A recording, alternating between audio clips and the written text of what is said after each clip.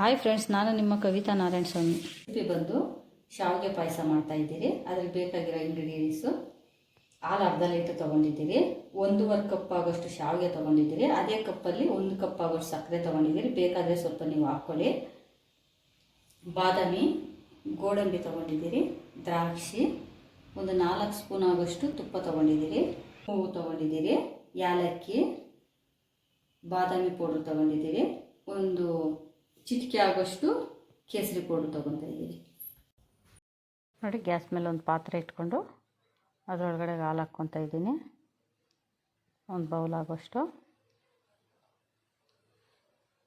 ಯಾವ ಅಳತೆಗೆ ಬೌಲಲ್ಲಿ ಹಾಲು ತೊಗೊಂಡಿದ್ದೀನೋ ಆ ಅಳತೆಗೆ ಮತ್ತೆ ನೀರು ಹಟ್ಕೊತಾ ಇದ್ದೀನಿ ಅಷ್ಟೇ. ನೀರನ್ನ ಒಂದು ಬೌಲ್ ಆಗೋಷ್ಟು ನೀರು ಹಟ್ಕೊತಾ ಇದ್ದೀನಿ.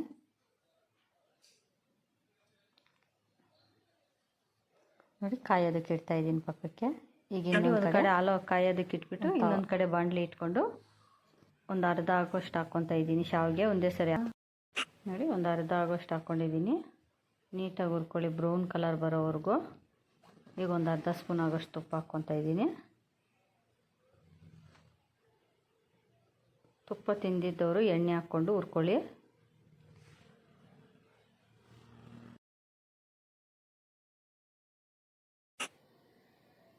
ನೋಡಿ, ಈ ರೀತಿ ಬ್ರೌನ್ ಕಲರ್ ಬರೋವರೆಗೂ ಹುರ್ಕೊಂಡು ಎತ್ತು ಉಯ್ಕೊತಾ ಇದ್ದೀನಿ. ನೋಡಿ, ಸ್ವಲ್ಪ ತುಪ್ಪ ಹಾಕ್ಕೊತಾ ಇದ್ದೀನಿ. ಒಂದೆರಡು ಸ್ಪೂನ್ ಆಗೋಷ್ಟು ಹಾಕ್ಕೊಳ್ಳಿ ತುಪ್ಪ. ಗೋಡಂಬಿ ಹಾಕ್ಕೊತಾ ಇದ್ದೀನಿ, ಬಾದಾಮಿ ಬೀಜ.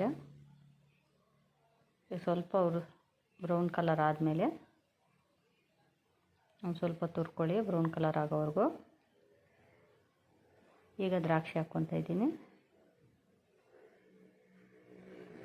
ಅದನ್ನು ನೀಟಾಗಿ ಒಂದು ಸ್ವಲ್ಪ ತುರ್ಕೊಳ್ಳಿ. ಇವೆಲ್ಲ ಹುರ್ಕೊಳ್ಳೋ ಅಷ್ಟೊತ್ತಿಗೆ ಇನ್ನೊಂದು ಕಡೆ ಹಾಲು ಕಾಯಿಸ್ಕೊತಾ ಇದ್ದೀನಿ. ನೋಡಿ, ನೀಟಾಗಿ ಹುರ್ಕೊತಾ ಇದ್ದೀನಿ.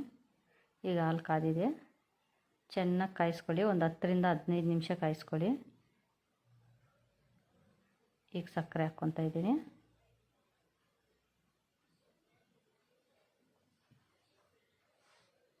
ನೀಟಾಗಿ ತಿರುಗಿಕೊಡಿ ಸಕ್ಕರೆ ಹಾಕ್ಕೊಂಡು.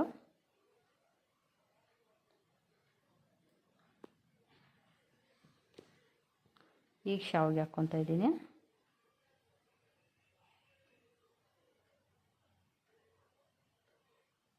ಶಾವಿಗೆ ಹಾಕ್ಕೊಂಡು ಒಂದು ಸ್ವಲ್ಪ ಕುಂಕುಮದ ಹೂವು ಹಾಕ್ತಾಯಿದ್ದೀನಿ, ಏಲಕ್ಕಿ,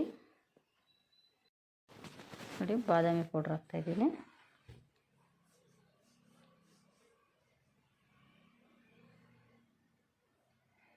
ಸ್ವಲ್ಪ ಕೇಸರಿ ಪುಡಿ ಹಾಕ್ತಾಯಿದ್ದೀನಿ. ಈಗ ಹುರಿದಿಟ್ಕೊಂಡಿರೋ ಬಾದಾಮಿ ದ್ರಾಕ್ಷಿ ಎಲ್ಲ ಹಾಕ್ತಾಯಿದ್ದೀನಿ. ಒಂದು ಸ್ವಲ್ಪ ತಿರುಗಿಕೊಡಿ.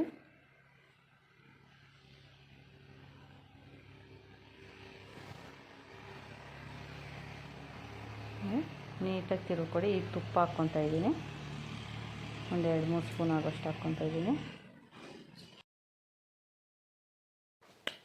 ನೋಡಿ, ಸ್ವಲ್ಪ ನೀಟಾಗಿ ತಿರುಗಿ ಕೊಟ್ಬಿಟ್ಟು ತಟ್ಟೆ ಮುಚ್ಚಿಟ್ಬಿಡಿ. ನೋಡಿ, ಶಾವಿಗೆ ಪಾಯಸ ರೆಡಿಯಾಗಿದೆ. ಧನ್ಯವಾದಗಳು.